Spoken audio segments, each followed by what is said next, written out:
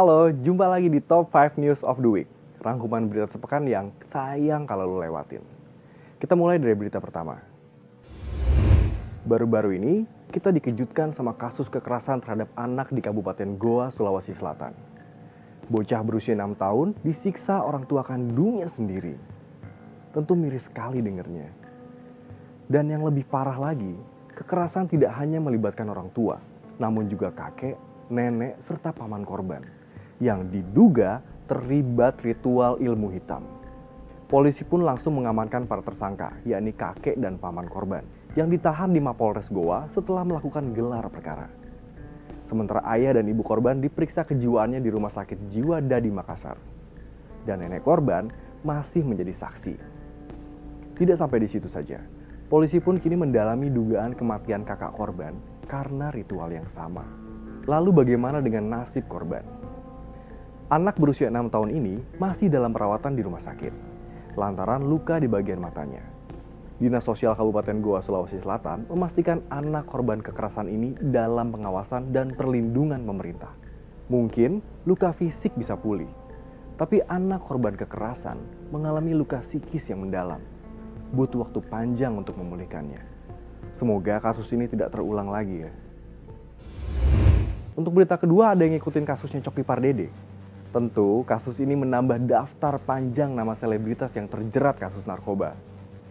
Nah, kasus Coki viral ketika penggerebekan terjadi. Karena ternyata ada fakta-fakta unik di balik penangkapan komika yang satu ini. Walaupun menyangkut fakta-fakta pribadi yang rasanya kurang pantas untuk diketahui publik.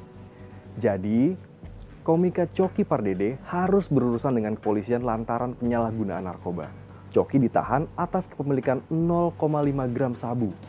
Ia ditetapkan sebagai tersangka bersama 2 orang, yakni perempuan berinisial WL dan RA, yang diketahui memasok narkoba kepada Coki. Di hadapan media, Coki meminta maaf kepada sejumlah pihak dan menyesali perbuatan yang tidak patut dicontoh. Atas kasus ini, Coki terancam hukuman 6 tahun penjara. Saat ini ia tengah menjalani rehabilitasi atas ketergantungan narkoba di RSKO Cibubur. Tapi, menurut Pak Polisi, proses hukum akan tetap berlanjut selepas Coki keluar dari RSKO. Ya kalau dari kita mungkin apapun hukumannya, yang penting bisa menimbulkan efek jera dan tidak berulang menggunakan narkoba. Gimana menurut kalian? Kasus COVID mereda, kerumunan perlahan merajalela. Setidaknya itu yang bisa kita gambarin di berita ketiga ini. Viral, sebuah video di salah satu bar dan resto di kawasan Kemang, Jakarta Selatan yang dibubarkan Satpol PP lantaran melanggar protokol kesehatan. Ternyata, Holy Wings Cafe Kemang sudah 3 kali melanggar aturan PPKM. Buntut dari pelanggaran tersebut, Pemprov DKI langsung membekukan izin operasi kafe ini. Bahkan, Gubernur DKI sempat menyatakan Holy Wings akan tutup selama pandemi. Namun dikoreksi oleh Wakil Gubernur bahwa penutupan Holy Wings hanya selama PPKM saja. Tapi kalau menurut gue, sebaiknya masyarakat juga harus bisa memilih. Kalau tempatnya ramai, kita jangan ikut berkerumun. Pandemi belum selesai. Jaga diri masing-masing dan jaga kesehatan masing-masing. Kebakaran hebat terjadi di Blok C2, Lapas Kelas 1 Tangerang, Rabu 8 September 2021. 44 warga binaan termasuk 2 warga negara asing dinyatakan tewas dan 5 orang dirawat intensif. Kebakaran ini diduga berasal dari korsleting arus listrik. Namun, polisi masih mengusut penyebab pasti kebakaran ini. Peristiwa ini terjadi sekitar pukul 1.45 dini hari dan baru bisa dipadamkan sekitar 1,5 jam. Lantas kenapa banyak sekali yang meninggal? Faktanya, di Blok C2, Lapas Kelas 1 Tangerang, over capacity. Sel tahanan yang seharusnya ditempati 40 orang, diisi hingga 120 orang. Ya sebenarnya sudah bukan rahasia kalau mayoritas lapas di Indonesia over capacity.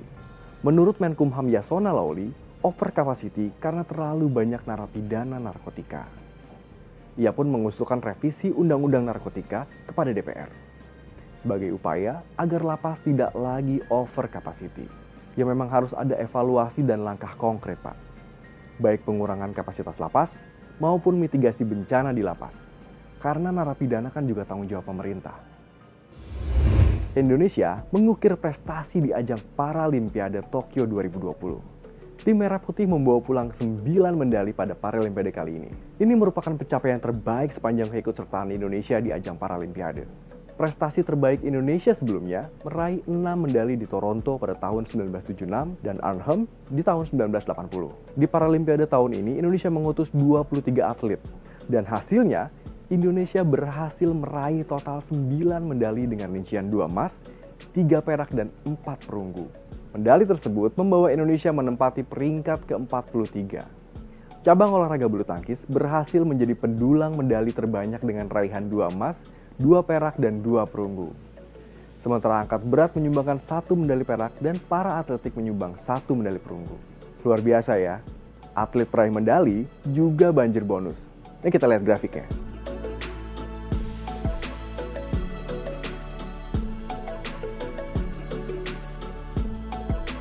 Sudah seharusnya para atlet kita mendapat apresiasi sebesar-besarnya karena telah mengharumkan nama Indonesia di kancah internasional. Oke, itu top 5 news of the week kali ini.